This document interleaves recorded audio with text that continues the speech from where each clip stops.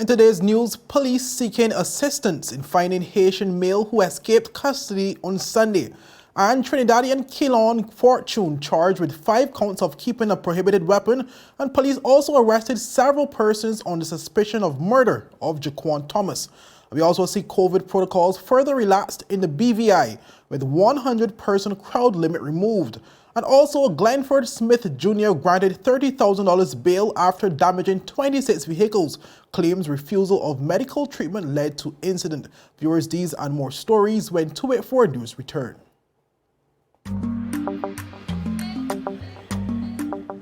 Yo, everything good, Dad? Aye. This thing got me one way, Daddy. What do you mean? Ever since I hook up with this thing, I can't eat, I can't sleep. This is the first thing I touch it when I reach home. What you really? Hey, this ain't like you, you know. Dad, this thing got me staying home, keeping out that trouble me. Wow. What your name is? Shit. I talking about my CCT life. Don't worry about missing your favorite series, sports, news, and local programming. Come to CCT today and sign up for CCT Live to access over 80 channels. CCT Live. Bring it home. 1 month free trial turn into 5. 5 months turn into, well, you know I hustle. I watching ball. I been watching football. Dad, Nickelodeon, Paw Patrol. I am hooked. Hook, I tell you. Well, welcome everyone. It's Thursday, March 3rd, 2022. I'm Kamal Haynes, coming to you live from the beautiful British Virgin Islands. Well, a happy Thursday to one and all, and thank you so much for joining us. Well, we start today's newscast with a developing story. Well, another Haitian national is on the run in the territory after escaping custody over the weekend. Well, this was confirmed by the Royal Virgin Islands Police Force in a media release dated Thursday, March 3rd. Well, police identified the Haitian male as Genal Marvis. Well, Marvis escaped custody while being escorted to immigration office at the Terence B. Lettsome International Airport on Sunday. Well, he was refused entry into the territory after landing on an inter-Caribbean flight. Marvis is brown skinned, slim built, and approximately 6 feet tall, weighing about 160 pounds. Well, he recorded that he was residing at a residence in the Hunter's Gut area, the police stated. Well, the Royal Virgin Islands Police Force is asking anyone who spots General Marvis to contact the Royal Virgin Islands Police Force Intelligence Unit at 368-9339. Well, moving on, viewers, where Trinidadian Kelon Fortune, the male seen being apprehended by police at gunpoint on Tuesday, has been slapped with several charges, including 5 counts of keeping a prohibited weapon. Well, the Royal Virgin Islands Police Force made the disclosure in a media release dated today, Thursday, March 3rd, where they say, and I quote, "As a result of the police operation on Tuesday, officers of the major crime team charged Kelon Fortune, 31, a native of Trinidad and Tobago, resided in Hannah's estate with 5 counts of keeping a prohibited weapon, 1 count of keeping an unlicensed firearm, and 1 count of overstaying," end quote.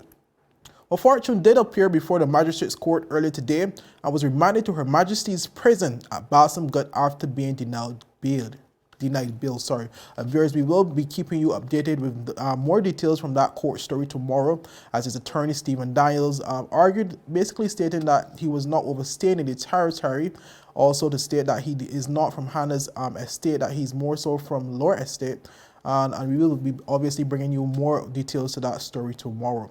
Well, viewers, meanwhile, the Royal Virgin Islands Police Force also released the names of the other persons charged from Tuesday's police operation, where they said, and I quote, "And Michael Robin, 24, and Jamaica George, 27, both of Belmont Estate, were charged with unlawful possession of a controlled drug with intent to supply after a result of Tuesday's operation." The police also charged Glenroy Christopher, 34, of Belmont Estate, with unlawful possession of ammunition and unlawful possession of a controlled drug. All 3 were granted bail for their later appearance in court, end quote. Well, viewers, the police said that the operation targeted several premises on the western end of the island and resulted in 5 persons being arrested, 3 on suspicion of the murder in the shootings death of Jaquan Thomas. Well, according to the police, 1 of the 5 was discharged pending further investigations, but they say other charges may be pending. Well, the police also said that the operation, which included officers of the major crime team, the special investigation team, the armed response team, and the intelligence unit, yielded a substantial number of firearms along with cash and drugs. Well, moving on, viewers, to our final story before the break, where the government of the Virgin Islands has moved to further relax COVID-19 protocols in the territory, removing the previous 100-person crowd limit and reducing the quarantine period for unvaccinated travelers. The Minister for Health and Social Development, Honorable Carrie Malone, broke the news during a press conference on Wednesday, March 2nd. He said that the decisions resulted from a cabinet meeting held earlier that day, which also included event organizers now having to write the Environmental Health Department for events with excess of 300 persons. Cabinet decided that the current crowd limits of 100 persons be removed and would be limited only to one person for every 9 square feet. This means that unlimited numbers, but limited to 9 square feet in each establishment. Cabinet decided that organizers of events in excess of 300 should notify the environmental health decision of the date, the time, and location of these events. Cabinet has decided that the quarantine requirements for unvaccinated persons entering the territory be moved from 7 days to 5 days.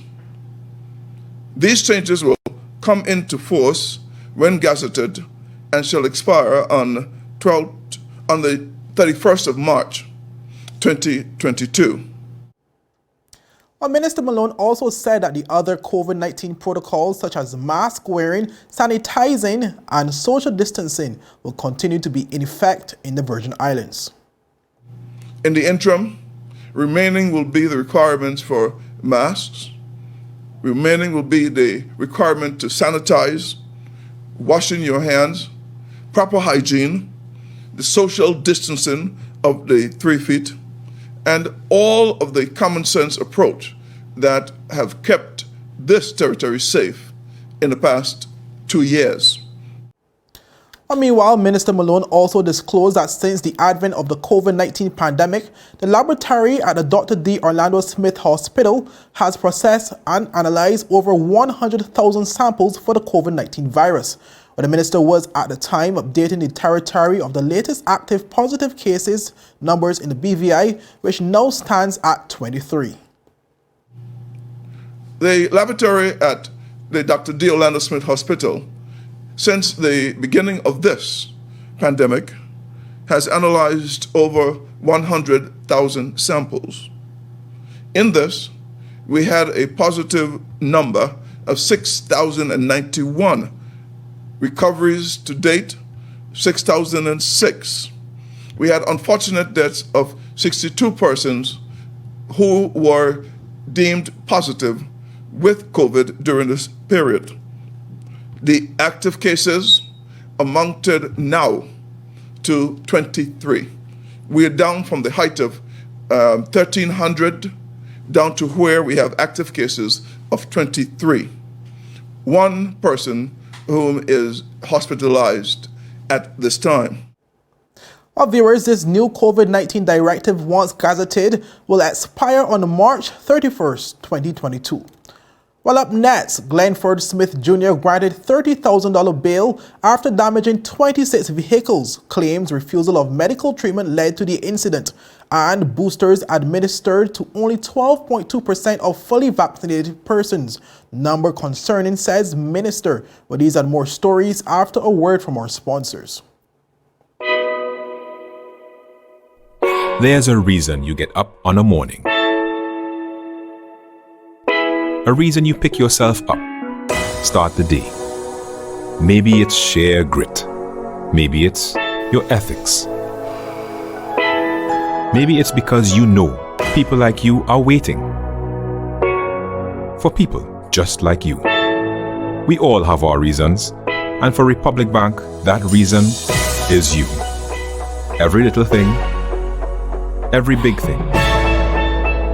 It's all about making a difference in your life. Because after 182 years, If it's one thing we're sure about, is that the difference is you. We're here to help. Republic Bank, we're the one for you. The wait is over. CCT Fire is here. Experience ultra-fast downloads, seamless streaming, and even more reliable connectivity on an all-new fire-blazing super-fast CCT Fiber network. CCT Fire.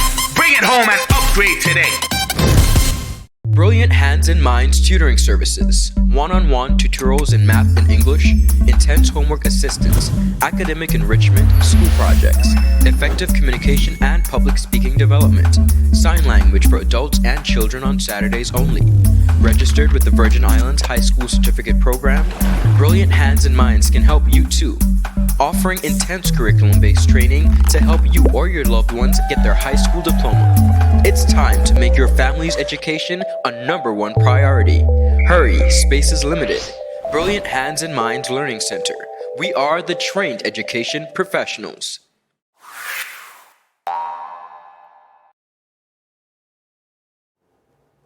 Well, welcome back, viewers. Well, Glenford Smith Jr., the man behind the recent shocking incident in Rotown where 26 parked vehicles were damaged, was granted bail in the sum of $30,000 following his court appearance. While appearing virtually before Magistrate Kadeen Palmer on Wednesday, March 2nd, Smith was charged with 19 counts of criminal damage for the incident which occurred on February 12th. Well, according to the Crown Counsel, who presented the allegations during the court proceedings, the Royal Virgin Islands Police Force received a call from an unidentified person who said they saw an individual with a stick smashing the windshields and windows of numerous motor vehicles parked in the parking lots of Old Hospital and the Ramasco building. Well, police subsequently responded and on arrival met Smith with a tree branch in his hand while seated on the porch of the Adina Donovan nursing home. Well, according to the Crown Counsel, Smith was said to be acting in a boisterous manner, end quote, and was later identified as the person responsible for the act following interviews by the police from persons in the surrounding areas. Well, Smith was then cautioned, after which he replied, and I quote, "I mashed up the vehicles," end quote, and he was arrested and taken to the Royal Virgin Islands Police Force Station in Rotown. Well, after concerns were raised about the accused possibly suffering from mental health issues, he was then taken to the Dr. D. Orlando Smith Hospital for a mental evaluation. Well, further details from the Crown Counsel reveal that the actions of Smith allegedly stemmed from him being refused medical treatment at the Old Hospital building. Well, according to the report, Smith left his Carrot Bay home on foot in pursuit of a medical treatment on the said day after complaining of a sharp back pain. Well, after arriving in Rotown, Smith said he picked up a tree branch to assist him in walking as he made his way to seek medical assistance. Well, upon arrival at the Old Hospital building, Smith was met by a security guard who informed him that the facility was closed. Well, Smith said it was at that moment that he became frustrated and made his way to the two respective parking lots where he began his onslaught on the parked vehicles with the stick he was using to assist him with walking. Well, there was no objection to bail from the Crown, and Smith was subsequently offered bail in the sum of $30,000 with one signed surety. Well, his bail conditions include having to report to the West End Police Station every Friday between the hours of 6:30 a.m. and midday. Well, a 9 p.m. to 6 p.m. nightly curfew was also placed on Smith, and he was also ordered by Magistrate Palmer to undergo a mental health evaluation. Well, viewers, the matter was adjourned to April 7th, 2022 for report. Well, moving on, viewers, where the Minister for Health, Honorable Carvin Malone, has expressed concern following the latest statistics on COVID boosters administered in the territory, which he said shows a marginal 12.2%. But the minister made a disclosure during yesterday's press conference where he revealed that only 3,652 persons has received boosters from the 17,459 totally vaccinated persons in the BVI. We have had all of the supply of AstraZeneca and the supply of Pfizer from the United Kingdom. We've also had experience where the United States Virgin Islands had allowed our citizens to come and be vaccinated in St. John's. We thank the United Kingdom and United States Virgin Islands government for their kind donations. We have now to date 17,459 persons that are deemed fully vaccinated. This is a rate of 58.2%. We also have the boosters that were recently made available, and we have 3,652 persons who have taken advantage of this opportunity. This represents only a percentage of 12.2%. We are concerned that the vaccination rate for boosters have not been as robust as it could be, or maybe even should be. Well, Minister Malone also encouraged parents to have their children vaccinated since the territory only has a limited stock of the 500 doses of the pediatric vaccine, which is approved for children ages 5 to 11. Well, the current batch of that vaccine expires at the end of March. We've also made provisions because we have had 500 doses of the pediatric vaccines that are now here in the territory, complements of the United Kingdom. These vaccines are available for a period 9 to 3 p.m. at the Catholic Community Center. They're also available at the Nurse Iris O'Neill Clinic. They are available on actually registration or on appointment basis at the clinics throughout the territory. It is important that we note that these have a shelf life up to March 31st, 2022. So it is critical that we take advantage of the vaccines that are made available to us. We have the Pfizer available for the booster doses. We have the Pfizer available for the first, the second doses. We have the Pfizer available for the pediatric doses. Well, in the meantime, the health minister said that the government will be putting measures in place to accommodate the administering of the vaccines to schools, groups, and persons on the sister islands. He said this would involve health personnel coming to the locations of those persons seeking to be inoculated. We have to encourage our vulnerable persons to continue to be administered, or those with chronic diseases, or elderly, my senior Jims. Those persons who are 5 to 11 can now take advantage of the pediatric doses. We must continue to encourage this. We also invite schools, primary schools, with actually students from ages 5 to 11 to schedule a particular visit by our team, and they will come to the schools. They would get as many students that the parents allow to be vaccinated, and we will have this so that you don't have to come down to any of the centers. We will come to you. We're also looking at ways in which those persons in the off islands or in the sister islands, where if you have a group, we will come to you, because it is critical that we continue to rebuild our economies. Well, viewers, Minister Malone said that the BVI is still not out of the woods, but he said with the progress made to date, the territory is close to the edge. Well, up next, viewers, CARICOM to combat vaccine hesitancy and the 2020 Virgin Islands ecosystem accounts published and officially handed over. But these stories when 284 News return. You value traditions. Today. You value music. You value education. Family. I love you. Service. Thank you. You're welcome. Love. Life. At Popular, we're committed to you and everything our community values. For the things you value the most, count on us. Popular. So you're saying I can ask this cat any question? The cat is connected to the computer. You just type in the question, it will read his mind. There the answer comes.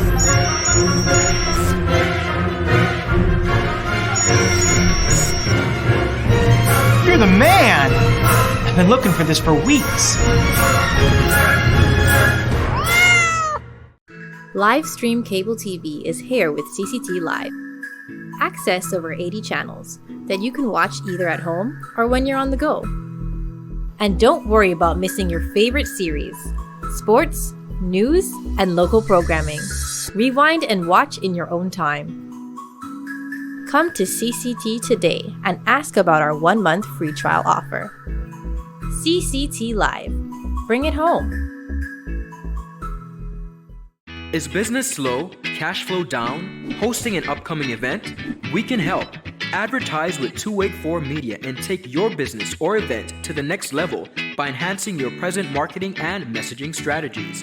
Allow our team of experts to create a personalized ad that sets your business apart from all the rest. This could be your business or event. So, what are you waiting for? Contact our marketing team at 284media at cctbvi.com.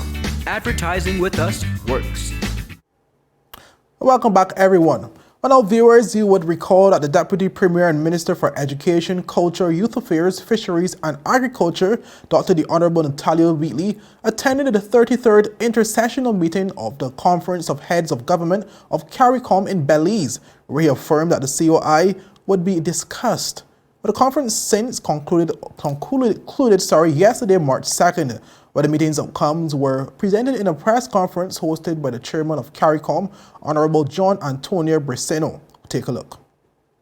Ladies and gentlemen, members of the press, we have come to the end of this 32nd intersessional meeting of the Conference of Heads of Government here in Belize. I'm glad that we were able to meet in person, as well as being joined online by other colleagues who could not be with us. For sure, our deliberations have been enriched by our physical presence. One of the highlights of the meeting was the important and stimulating presentation by President Ali of Guyana, who laid out a comprehensive plan for development of the agri-food sector that was embraced by all. I congratulate President Ali and his team for their excellent work. As the Executive Director of CARFA reminded us, we are not yet free of the virus, and it is crucial that our vaccination rates be increased. The reopening of our economies and of our education systems will be greatly assisted by an improvement in the rate of vaccination.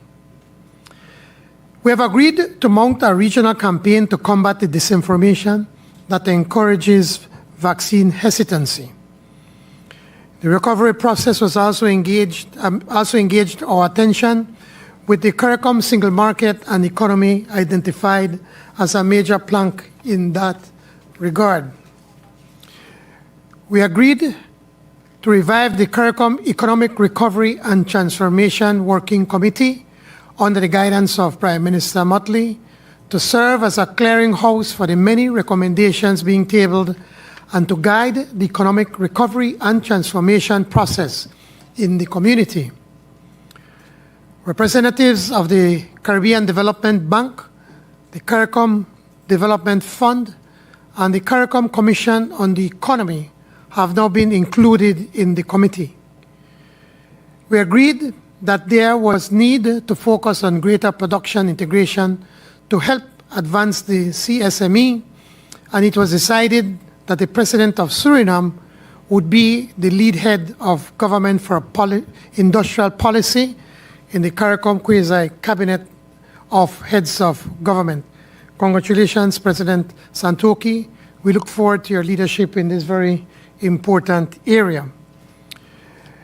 We had a full discussion with the Prime Minister of Haiti so that we could decide specifically how the community could assist our member state in resolving the difficulties which it is facing. Our deep concern at the situation in the Ukraine is reflected in the statement that is being issued. The pain and suffering that is being inflicted on the people of Ukraine is unwarranted and a flagrant violation of international law. Well, viewers, as you just heard, among the many outcomes listed by the chairman are the announcing of plans to send a delegation to Haiti and the agreement to mount a regional campaign to combat the disinformation that encourages vaccine hesitancy. Well, viewers, moving on to our final story of today's newscast, where we see the Minister of Natural Resources, Labor and Immigration, Honorable Vincent Wheatley, basically receiving the published 2020 ecosystem accounts that continues to provide evidence and support environmental and economic management for the territory. But the 2020 ecosystem accounts were officially handed over on Friday, February 25th by Mr. Jake Coyer and Miss Sophie Newper of the Economics for the Environment Consultancy Limited at an official handover ceremony and press conference. Take a look. We've been investigating and assessing the environment in the Virgin Islands and producing the system of ecosystem accounting, which tries to take environmental evidence, understanding the value, and producing environmental economic data that can be then fed into government decision-making processes. What this does is create a data set that measures the environment and produces indicators that sit alongside things like GDP and other economic indicators that the government uses to assess how the Virgin Islands are doing and how different policies might benefit the people of the Virgin Islands. The system aligns with a recently adopted United Nations statistical standard called the SEA Ecosystem Accounting Standard, and it's been implemented currently around the world. But the Virgin Islands, having adopted this process with us going back a couple of years, is amongst the leaders now globally, along with the other 4 Caribbean overseas territories. So this program of work was sponsored by the UK government through the Darwin Initiative, but has been very much in collaboration with government practitioners.